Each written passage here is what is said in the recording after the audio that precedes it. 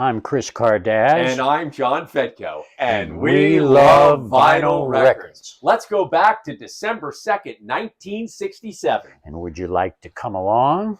Yes! We're going to take a look at the Billboard 200 top LPs from December 2nd, 1967, and the Billboard top 145s from the same week, December 2nd, 1967. Chris Cardez is going to show us the top 10 LPs from that week, top 10 45s from that week, and more. I pulled 20 extra albums from December 2nd just to make things interesting. 1967. 1967. Let's start. Where are we starting here? Well, let's get started. Number 197, it came in this week. There are no bubbling unders in the 60s. That didn't start till like 1970. And everybody's favorite girl here, Linda Ronstadt. It just says Stone Ponies on it. They didn't even give her credit on there. And that's the album with different drum on it. So she came in at number 197. And number 196, psychedelic English band that everybody knows, Pink Floyd. This is their first LP. Now, I have 2 copies of this album because John wanted me to show you the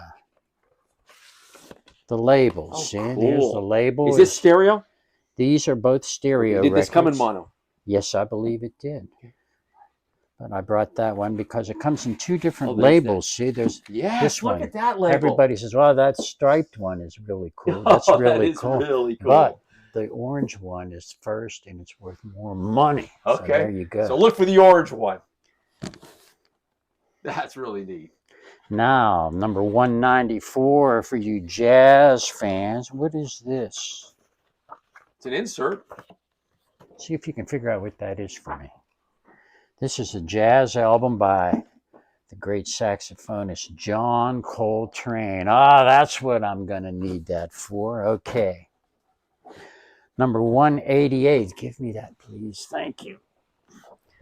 My main man, Elvis Presley. Clam Bake. This is not one of his best albums.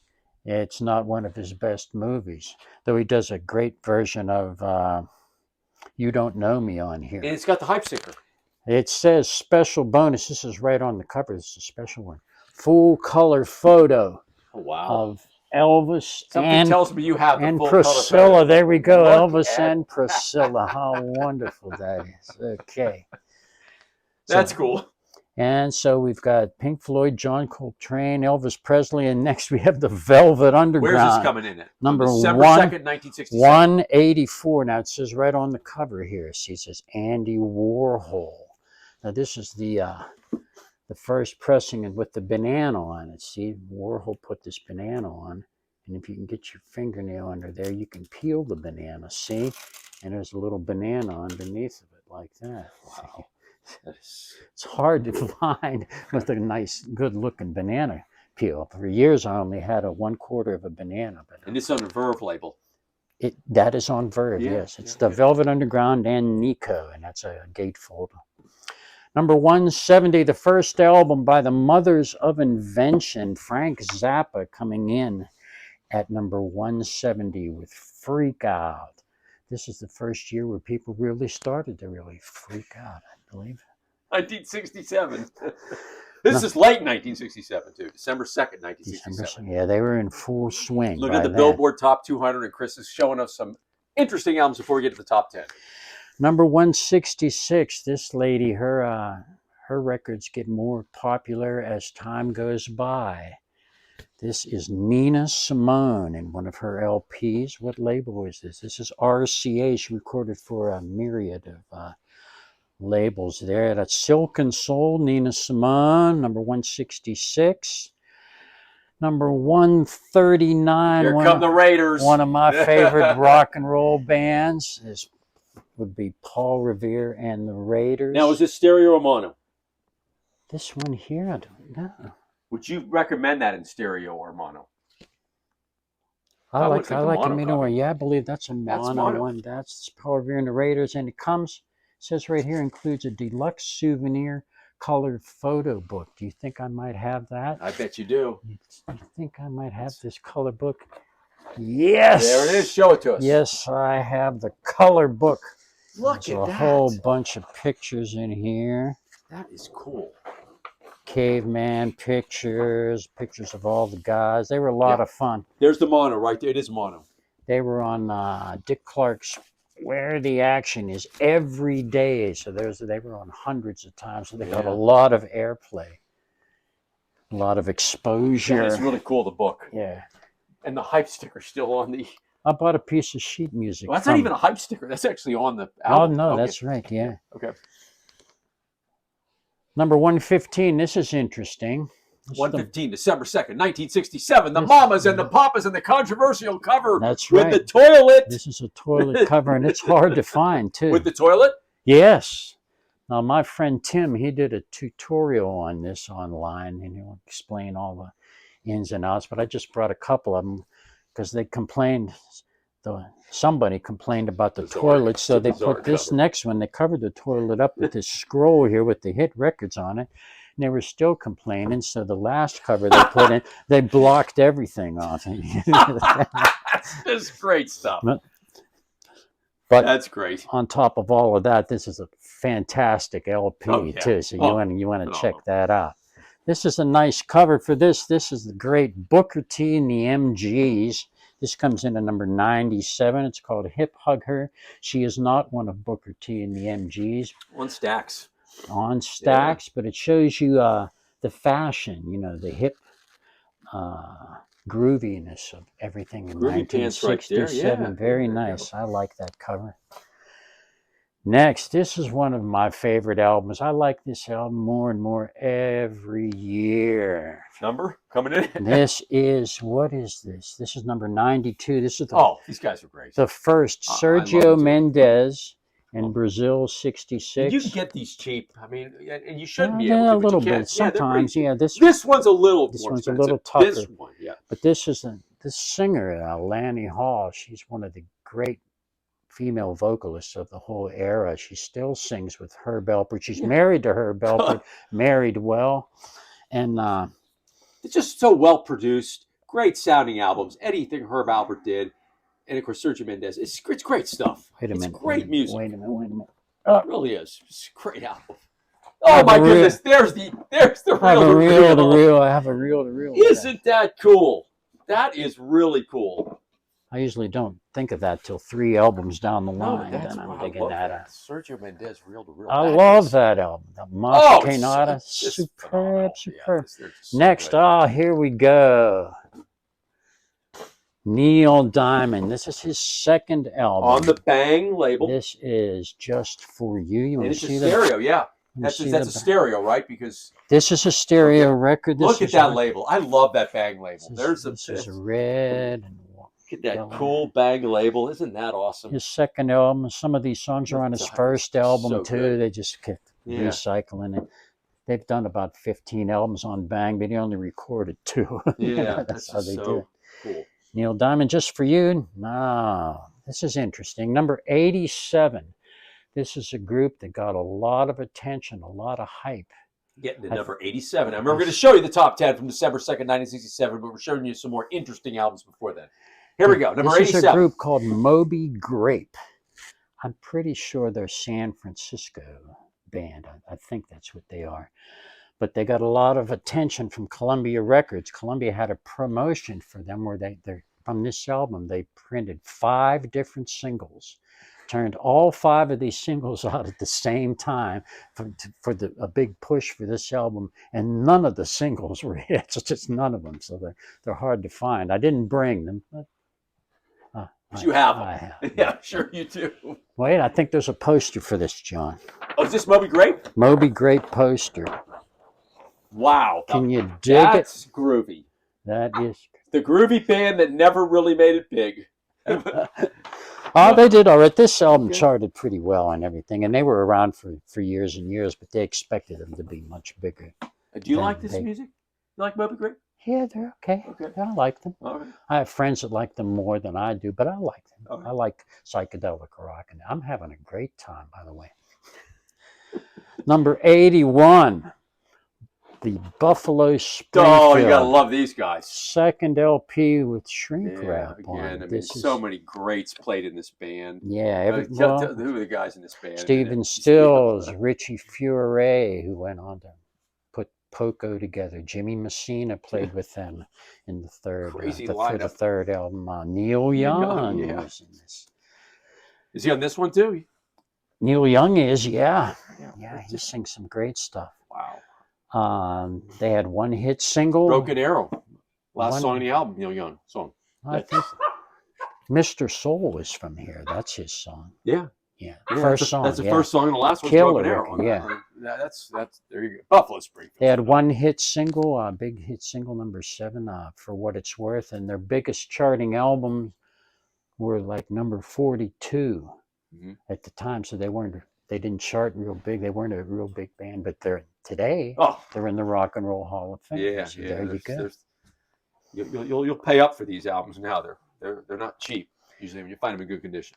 Number 62 coming up, the Godfather of Soul, James Brown. Check this album. Oh. Check this album cover out. Is this a great cover or what?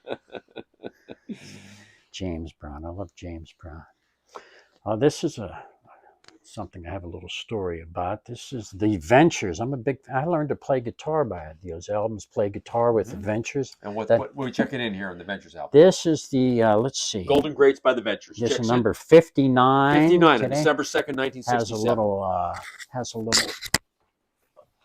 gatefold here with this lovely lady on it. Little Goldfinger action there. Now my older brother was at the house. He had this album, and he had his little boy with him. He was about 3 or 4 years old, and he saw this album. We had it opened up, and he goes, "Oh, that lady doesn't have any shoes on," and we just thought that was hysterical. Okay, Walk Don't Run's on there. That's Walk Don't Run, one of the Ventures' big hits. Absolutely. Oh, Walk Don't Run is on there as well. Golden Greats by the Ventures. That's one of their Golden Greats. It's everybody else's Golden Greats is actually what that is.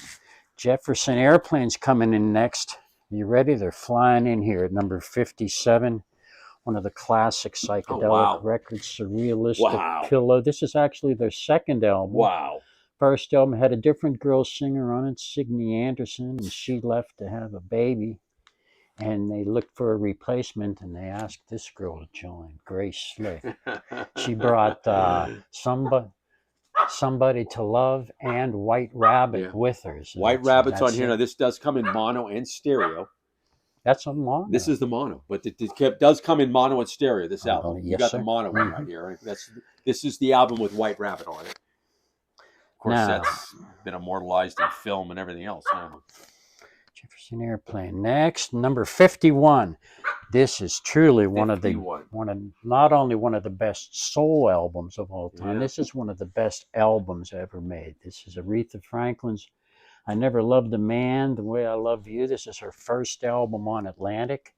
She recorded for Columbia for years, more or less like a jazz singer. Didn't have a lot of chart action, but this skyrocketer to the top includes Respect, which you hear every day. Next, we have a psychedelic masterpiece here. This is the Strawberry Alarm Clock. Take a look at these guys, will you? Still have the $1.38 special sale. I was going to mention that. This is a great sticker.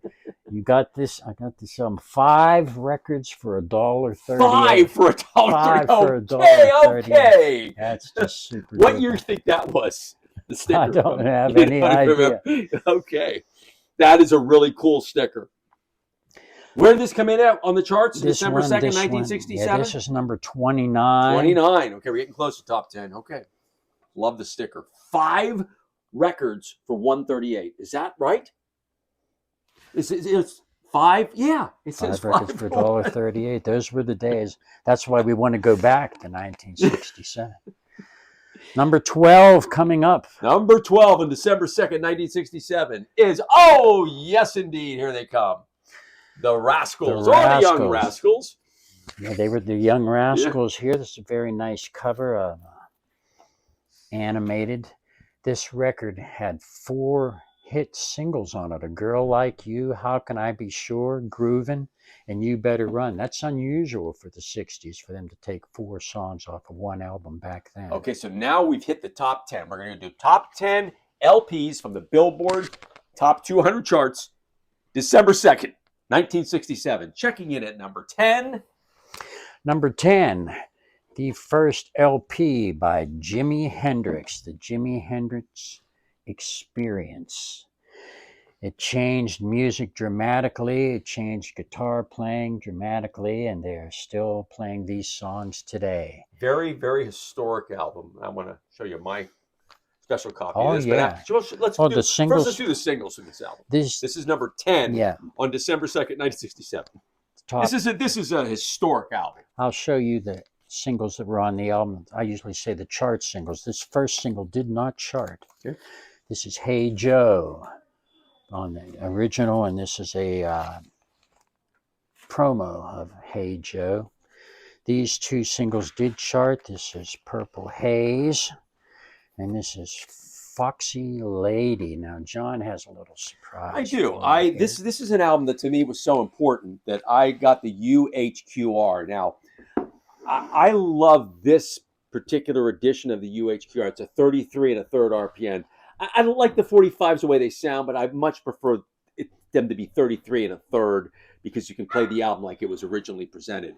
And this thing is it's sensational. I mean, they do a great job with this. It's Analog Productions, and it comes really great packaged with the original.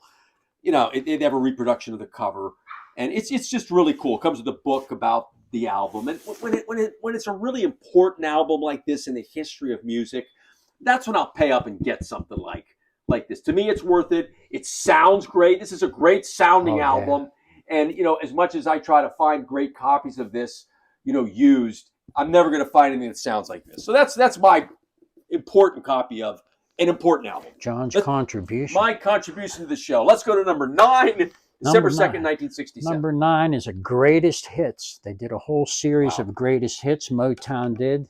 This is the 4 tops and everybody's greatest hits. None of them have a picture of the artist on it. Boo. I didn't care for that. Now, I'm not going to show you every single that was on the greatest hits, but I just wanted to show you the picture sleeve ones. Sure. This one is Ask the Lonely. That's an earlier hit by them, and the enormous success, Reach Out, I'll Be There, is there for the 4 tops greatest hits, and at number 9. Number 8, just for variety, we have the soundtrack to Dr. Zhivago. That is incredible that came in at number 8 on December 2nd, 1967. With all the great music out, a soundtrack from Dr. Zhivago. It's number 8. There was a song from there that it didn't actually come from the soundtrack, but the Somewhere My Love song that you hear all the time by the Ray Khan of Singers, which was such a big hit, actually comes from Dr. Zhivago. Any singles out of this? Not from that actual LP. Okay, yeah. that's wow.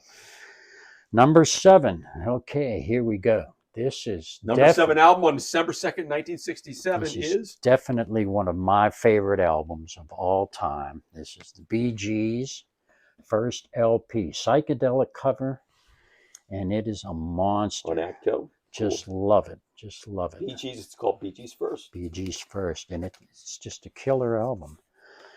Has a New York mining disaster on it. Has my favorite song and record of all time, To Love Somebody, the Bee Gees. You didn't know that, did you, Joe? That's your favorite song? That is. Does your band play it? Once in a while. Yeah. Yeah. Okay, that's good. Do you sing it? Who sings it? I In do. the band. I do. You sing it, okay. Third single, they turned out another single from this album called Holiday, when Robin and Barry both sing. And it was a hit as well, though it wasn't turned out in England. They turned out a different single called World, which was from their next LP, their second LP. And it's a great song, but the United States didn't hear that, and Britain didn't hear Holiday. So, but if you get their greatest hits, you get both songs, so everybody's happy that way. Okay. Number 6 coming up. This is another psychedelic. Number 6 album on December 2nd, 1967. The Vanilla Fudge. Can you believe That's that? surprising that this is number 6. It was a big album. You couldn't go. Yes, it was. You couldn't go into a record store and not see this record. It was always there. Unusual singles. The big song "You Keep Me Hanging On" was released first, and it was not a hit initially. Wow. And then later on, when it started to catch on, well, see, the flip side was "Take Me for a Little While," which is my favorite song on the album, "Take Me for a Little While." When things started to happen, they turned it out again with a different number. "You Keep Me Hanging On" and a different flip. Okay. And then the follow-up single was... when you mean a different number, what do you mean? It means a different release number. Okay. Like "You Keep Me Hanging On," that one's, what, 64, yeah, 95? Yeah. This one is 65. You see? Okay, so there's 2 different versions of that. And then they followed that single with the flip side of the first single, and as an A side, "Take Me for a Little While." Wow. So that is a little confusing. Yes. That's how we operate here. We'll do the top 5 albums, December 2nd, 1967. I'd love to do that, but I brought some special albums. Oh, okay. Are they from 1967? They could be. They could be. These are good albums. One of Chris's big surprises. There's a few albums that didn't chart this week. I think the following week, that would be the 9th, the Beatles released. Oh, wow.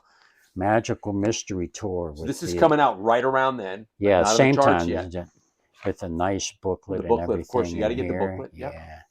Now, in the UK, this is released as just the first side, right? First side, yeah. And on 45s. Yeah, there's 2. It's like EPs. Yeah. There's 2 of them, and you get the so songs. it was released in a different version. But the United States always manages to sneak a different album in there and have it hit the top 10 and make a little more money. Yeah. They just did that. That's what they did. 2 weeks after this, they released Cream's classic psychedelic This is coming album. down the road. This isn't on December 2nd, 67. No, it's just a couple weeks later. I just thought I'd bring these in because these are great album covers, great albums, and they should be included in a little... This was just a crazy month here in 67 December with some big albums coming up. Both these are great albums, and obviously. The same week that this was released... Controversial album. There's nothing controversial. Well, I mean, I don't think it's a great one, and they even admit it wasn't that very good. The Stones at the time, this is magic. What do you call this? Their Satanic Majesty's. Their Satanic Majesty's request. When it was released, I didn't really care for it now at the time, but now the more I hear it, I like it. Okay. There's some tracks in there I really like. It's okay. 2,000 Light Years from Home. I like that song a lot. And even the Stones admit it wasn't one of them. But this is I didn't mention this. So this is a 3D cover you get on here. I don't know if you can pick that up there, but it's a work of art. Makes you dizzy. It's groovy. You understand what I'm saying? It was the Stones' answer to Sgt. Pepper, and not nearly as good as Sgt. I have Pepper. one more extra album, one more psychedelic masterpiece. This is the Flying Nun. Oh, what a great show that Sally was. Field. Oh, that's awesome. If you don't think that's psychedelic, the Flying Nun. What did John Denver used to say? What did he say? Far out, man. Okay. This is Sally Field singing. That's Lester Sill is the music supervision of this. You can't have them all if you don't have that, John. Okay. That's an album that I don't have. I thought I had everything. I don't have Sally Field, Star of the Flying Nun. All right. We're getting back to the top 5 here. Top 5. This is a big week. Top 5. For the December 2nd, 1967. That's right, in the top 5. This is a big week for the Doors. Okay. This is their first LP. Now, is that the mono or the stereo version? This is a stereo version. That did come out in mono.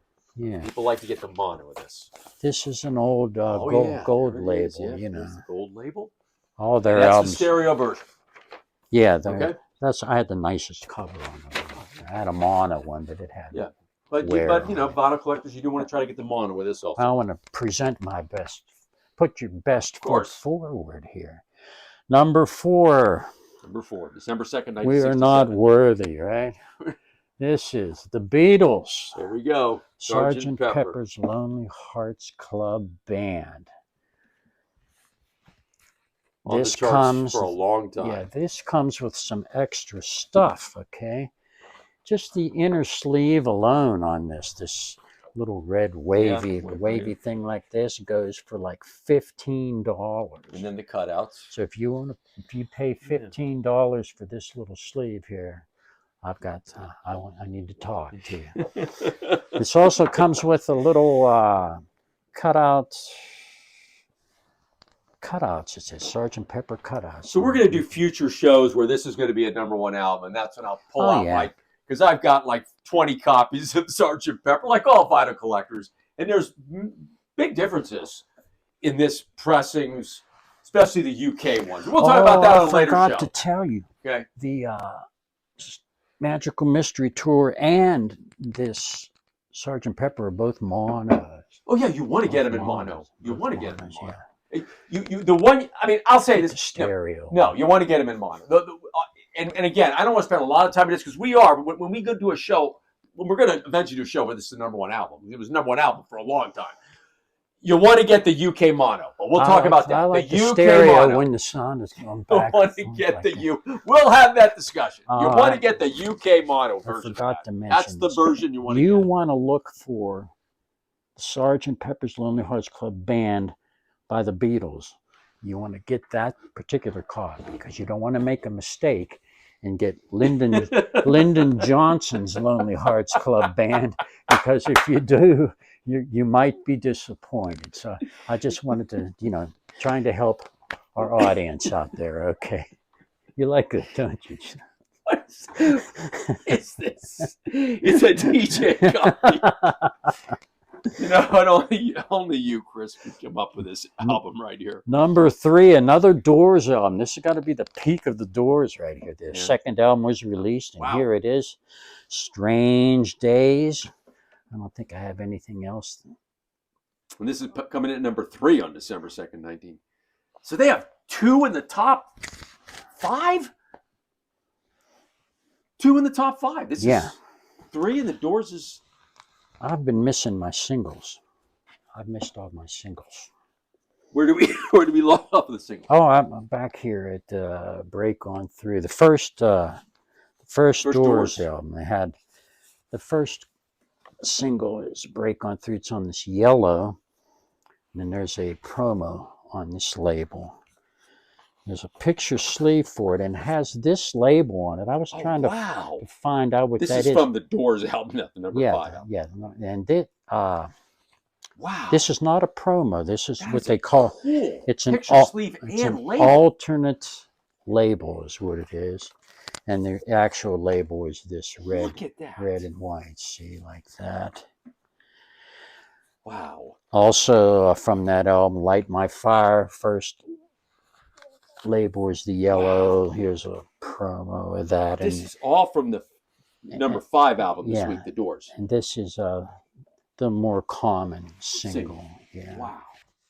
Okay, let's talk about singles from Sgt. Pepper, which was #4. The #4 album on December 2nd, 1987. What about singles from that album? There are no singles from the Sgt. Pepper's Lonely Hearts Club Band. Why is that? Well, they were going to put Penny Lane and Strawberry Fields on the album, but Capitol wanted a single, so they turned out, England too, they turned it out as a single instead, and they didn't want to put it on the album. I think the Beatles and George Martin both wanted, Penny Lane and Strawberry Fields to be included on the album. George Martin didn't want it to get lost and just be known as a single. Right. Eventually, it turned up on Magical Mystery Tour in the U.S., not in the U.K. Right, that's true. Because on the U.K., again, Magical Mystery Tour was on 2 EP 45s and did not include Strawberry Fields and Penny Lane, which is on side 2 of the U.S. Magical Mystery Tour album. But this is a picture sleeve of Strawberry Fields. Penny Lane and Strawberry Fields. It's a great picture. It's got to be their best picture sleeve. The Beatles were so unique. No singles from Sgt. Pepper in the U.S. That's just incredible. There are a lot of hits on that album. Okay, we have the Doors. The Doors' Strange Days is #3. Yeah, the Doors are coming in with 2 top 5 albums on December 2nd, 1967. The Doors and Strange Days. And so these are singles from Strange Days. This is People Are Strange. That's that alternate label. Here's the picture sleeve of People Are Strange. Cool. And It's Look at the that cool normal different looking. labels. Yeah, that is so cool. So And if you're collecting 45s, there's 2 different labels. There's one with a picture sleeve. This is just cool stuff. there's another single from Strange Days. That would be "Love Me 2 Times." And This is the standard label at the time, and white. This alternate peach they call peach. it. Peach Look label. at that, so cool. Yeah, I like that. That is I really thought cool. maybe it was a promo, but I looked it up and they said no, it's an alternate label. Okay, we're at the number 2 record on December 2nd, 1967, according to the Billboard Top 200 chart. I bought this album when it came out. I played this album over and over and over. It's just monstrous. Oh, yeah. This is Diana Ross and the Supremes' greatest hits. It's a 2-record set. Motown never did anything like that up until this time. And they turned out their greatest hits with a picture of them on it. You can believe that. This comes with a great insert of the girls.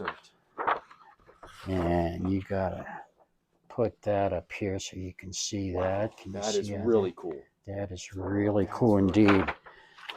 Yeah, you can find this album, but it's tough to find the insert that I have found.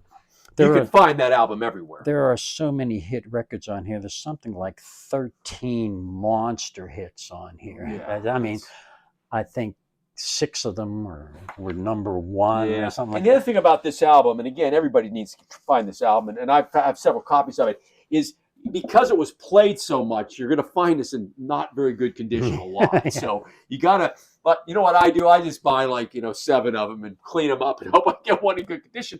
But this insert has been tough, at least for me to find. But the album's easy to find because everybody bought it.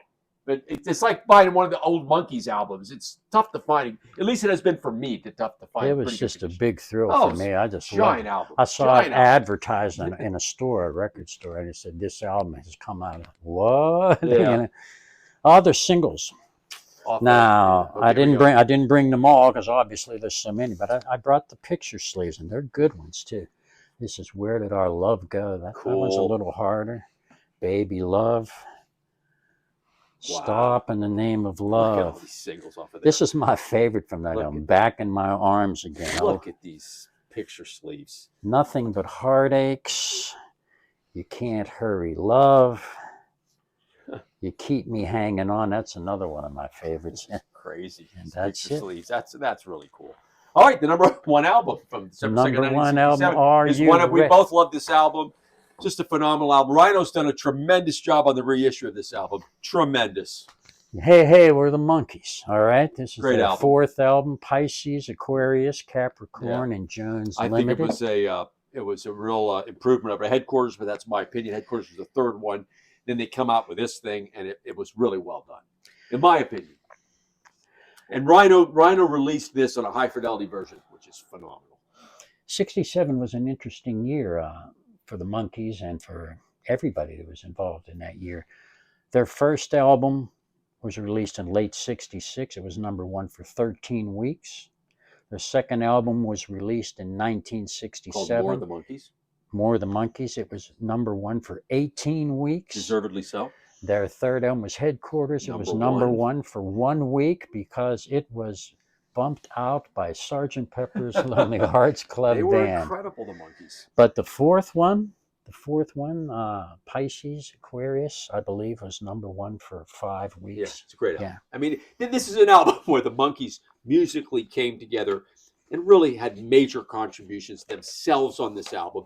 Now, they did that also on Headquarters, but I think Headquarters, good album, but not like the other 4, in my opinion, that came out of the first 4. I like it. And what drives me crazy about the Monkees, and you and I really need to do a separate show on the Monkees. I'm going to talk you into doing it. Is, there was a big flare-up with Don Kirshner, who really was heavily involved with them and kind of helped put them on the map. And then they kind of turned their back on Kirshner, and because they wanted more musical independence. And they produced a couple of good albums without him. Headquarters and this was without Kirshner.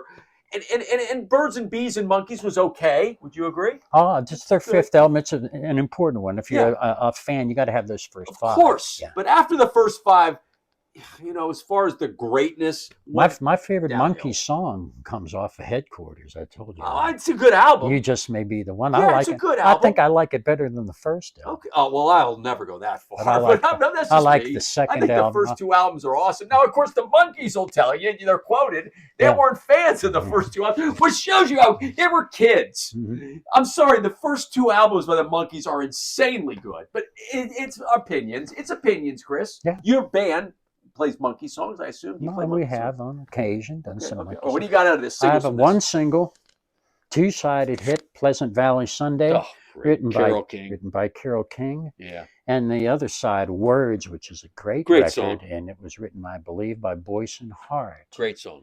And a big song for Peter Tork. Peter Tork played a role in this.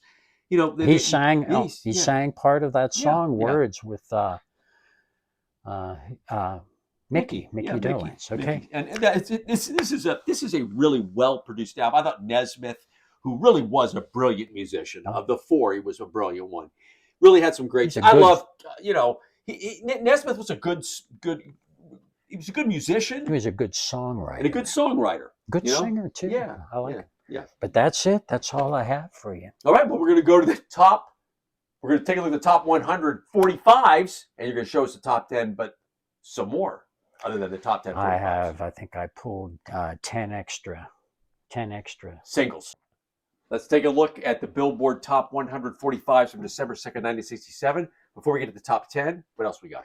We have an extra 10. I pulled 10 extra singles from the top 100 and 9 extra singles, and there's one bubbling under. I have a bubbling under record, number 102. That means it's not quite big enough to hit the top 100, but I Am the Walrus came in.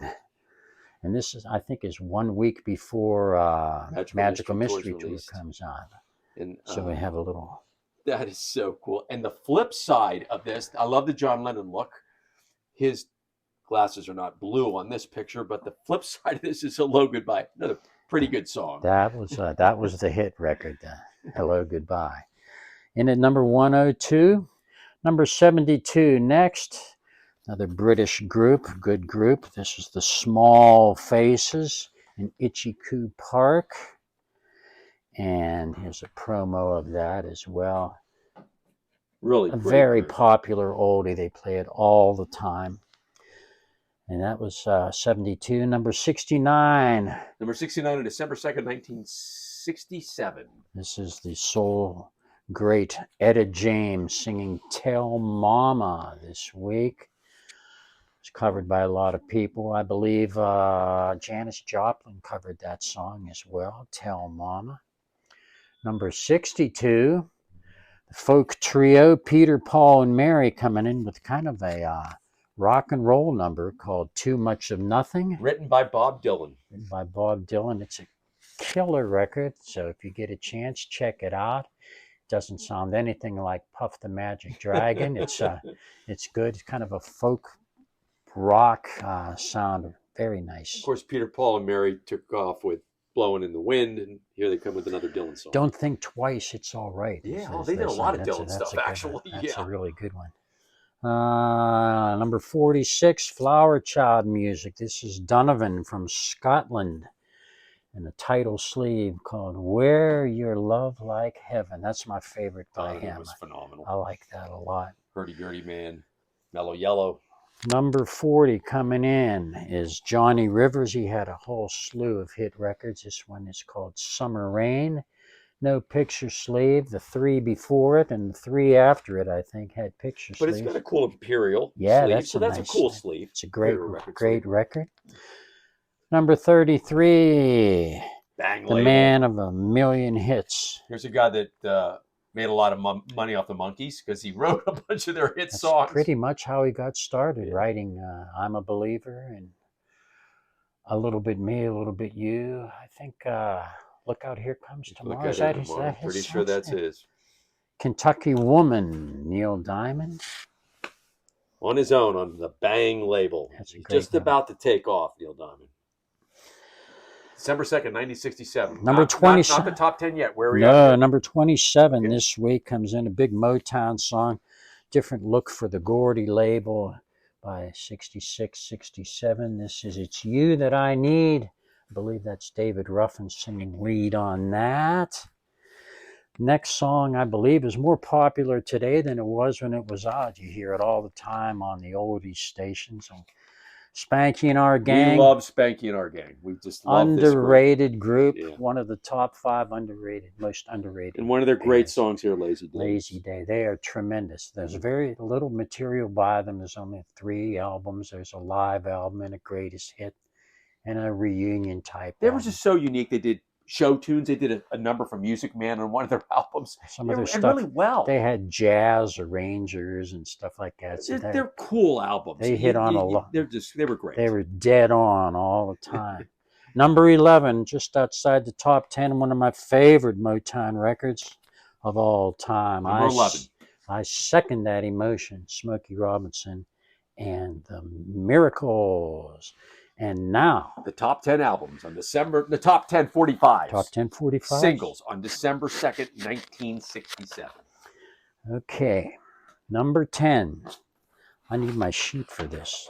According to the Billboard Top 100 charts. This is starting off with a very strange record. This is a gentleman named Victor Lundberg. This song is called An Open Letter to My Teenage Son. A very strange record to hit the top 10. The last time we did a show, we had a song like this, the Abraham, Martin, and John, and What the World Needs Now Is Love. This is the same type of thing.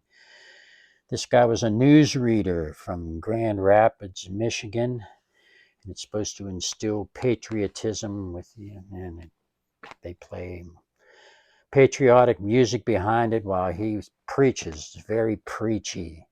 And it opens itself up to parodies, which I've heard a few.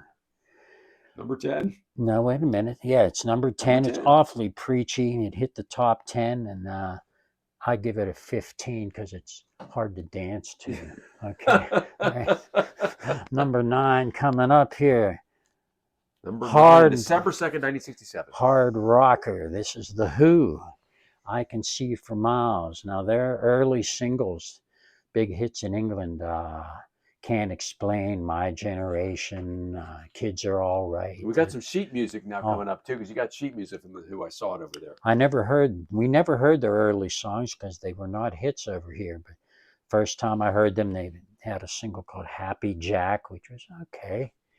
And then this come blasting on one day, and it just knocked everybody's socks off, and they just took off from there. Number 9. It's a great record. Let me see what else I have here.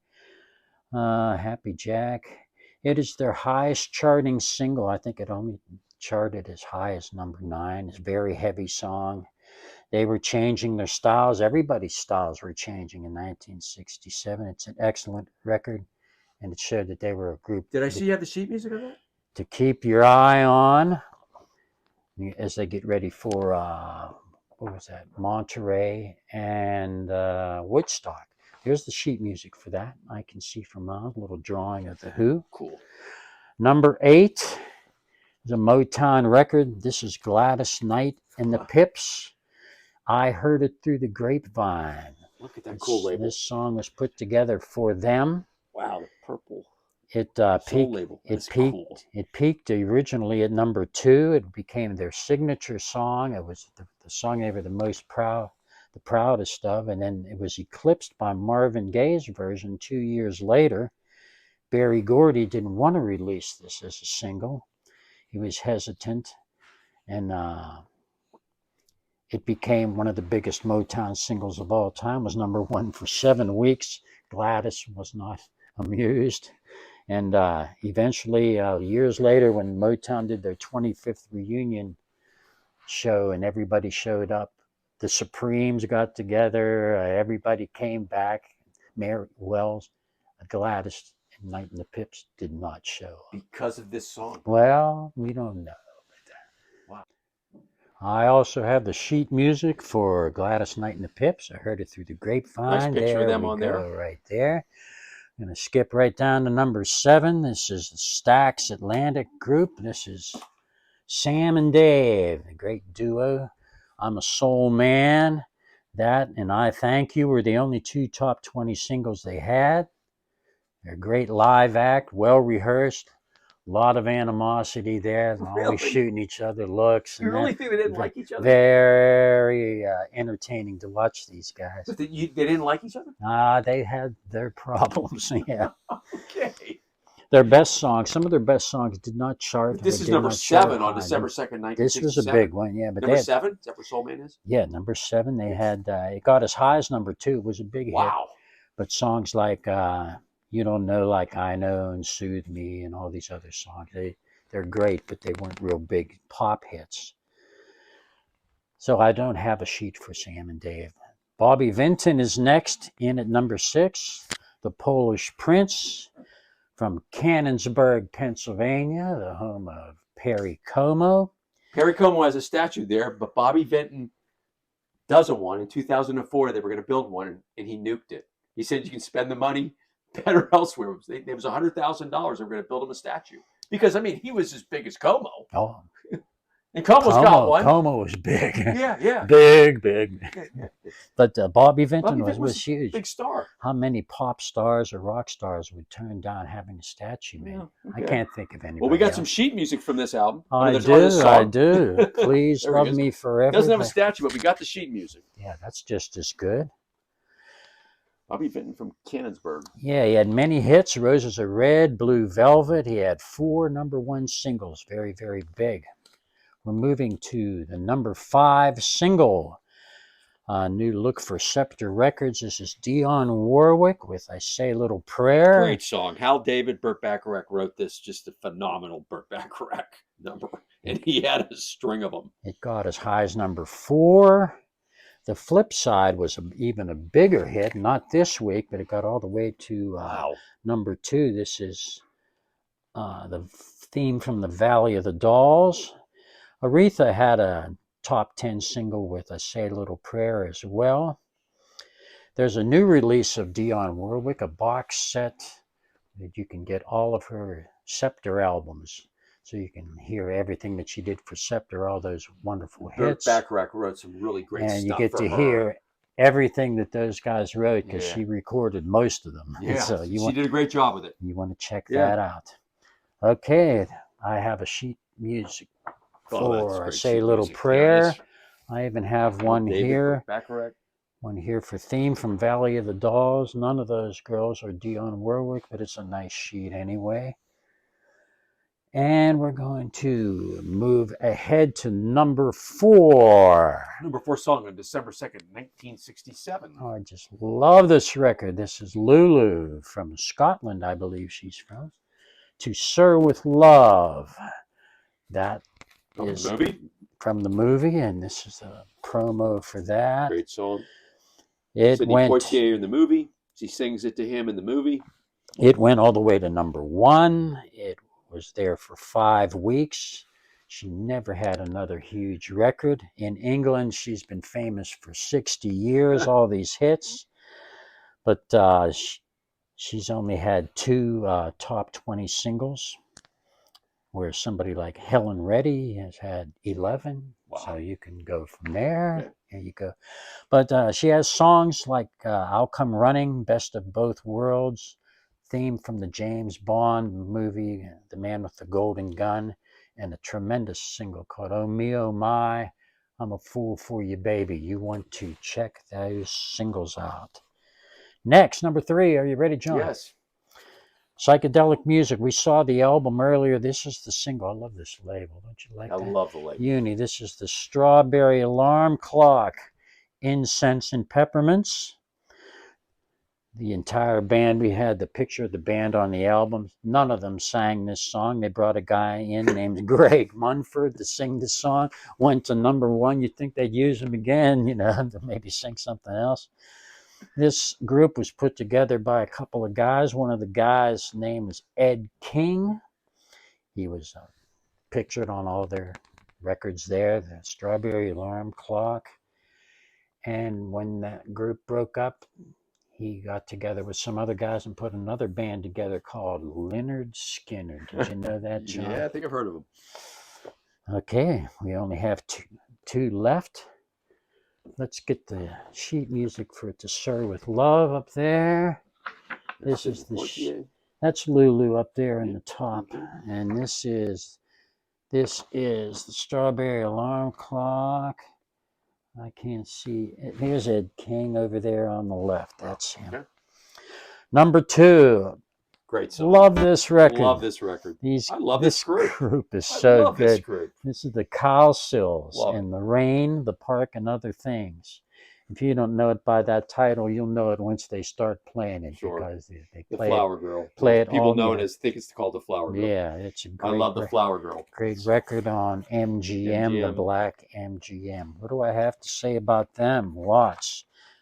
From their first album. This is from their first album. These people are from Rhode Island. Did you know very that? Talented, just very talented. They start out with a picture with sheet music of just 4 boys. All right, and they keep growing. They keep growing. Yeah. There's another sheet with the same song with 4 boys and mom, and the next single has 4 boys and mom and Susan, the little girl. Yeah. Then they added an older brother. Then there were 5 guys and 2 girls. Then one would leave, and it gets very complicated. But they're always good. They're always good. They were the inspiration for the Partridge Family. They even went down and interviewed these people and thought maybe they might be the ones to do the television show, but it didn't quite work out. Very talented, high quality. And number 1, we go back to our guys. Still performing. I want to say one more thing about the Cowsills, this group. They still record. They're still together. They're still playing. There's an album by them I heard, I think made in 78, and then it came out years later. It's called Cocaine Drain. It'll knock your socks off. Well, I love American Style. That's my and I came into your shop one time when you were working to get that, and you found it for me, the 45. It was only on a 45. They never put it on an album. Great song. The theme to Love in American Style is a tremendous song. Yeah, I like that. It charted. I'm sure. Did it chart? Well, we got to do that. That's a flip. It's a flip side. Did it chart though? The actual song, the theme from Love American Style. I'm not sure. Okay. I don't think so. But I'll find out. We got to find out. We'll find out next week. We got to do one of those weeks where it's on there, because that's a great song. Number 1. Are you ready? Number Yes. 1. All right, John. Our boys, the Monkees, coming in at number 1. One of the all-time great songs ever, and one of the all-time great songs in the 60s. This was a big, huge record. Still's a big record. They play it all the time. They had the number 1 album this week with Pisces. This is the number 1 single. Daydream Believer. It was number 1 for 4 weeks. There's a nice piece of sheet music here for Daydream Believer. Last Train to Clarksville was number 1 for 1 week. I'm a Believer was number 1 for 7 weeks. They had 6 top 10 singles. This song was written by John Stewart, who was one of the Kingston Trio at one time and wrote songs for them. And he made a fortune off it. And he made a lot of money. A lot of money off this song. And he made albums himself all the way in the 70s and 80s. Lindsey Buckingham and Stevie Nicks helped him with albums and stuff, and they made some really good records. And the Monkees are, I don't know if this is the right word, generational. Every 10 years, new kids come up, teenagers, and they, just like the Beatles or Elvis and that, and they hitch on to the Monkees. I used to have people come in the store, teenage girls and that, collecting the Monkees. They should. Know?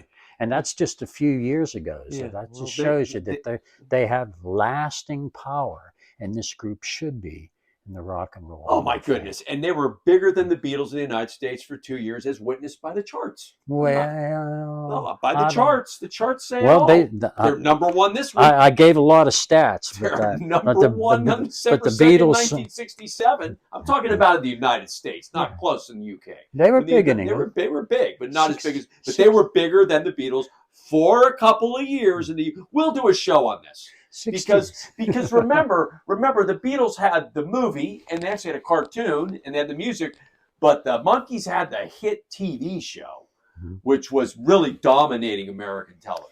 Well, my argument is that it's the TV show they want to hold that against them, or say that that's why they were popular. But you don't get number one singles Oh for no, it was way more than, I agree. 5 weeks and number one albums for 18 weeks because of that television show. Those records sold and continue to sell today because those records are Well, good. first of all, they had great musicians playing with them and incredible writers. They had Carole King and Neil Diamond and Boyce and Hart. They That's had guys right. that were Very just the good. best of the best writing for them. And Nesmith could write, and they were all four of them, including Peter Tork, very talented. They were very talented, not only music-wise, but creative-wise. Mhm. And it was a perfect marriage between the proper management and the proper talent. And then, Kirshner